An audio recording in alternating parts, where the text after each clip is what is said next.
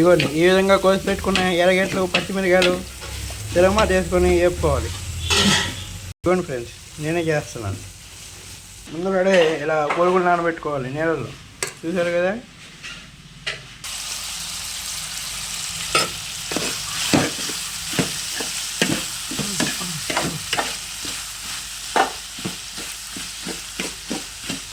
బాగా వేపిస్తున్నాం ఆగోండి. చూడండి, కారం మీ ఇష్టం వచ్చినంత వేసుకోవచ్చు. మళ్ళీ చూసారు కదా, టమాటాలు పచ్చిమిరకాయలు అన్నీ వేసేసి ఇప్పుడు మళ్ళీ ఫైనల్ ఘట్టం వచ్చేసి ఇప్పుడు మనం బొరుగులు వేసేయడమే. నానబెట్టిన బొరుగులు తింటే కలుపుకుంటే మనకి రెడీ అయిపోద్ది, ఇంతే.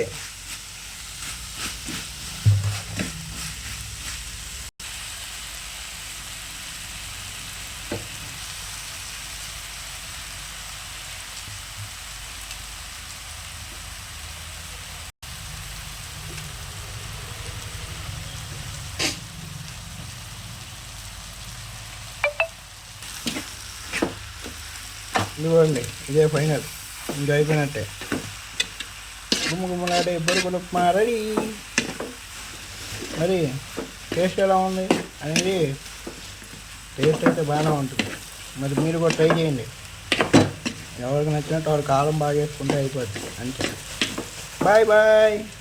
మరి రేపు మరి ఒక వంటతో మీ ముందుకు వస్తాం. అప్పటి వరకు చూస్తూనే ఉండండి. Bye bye.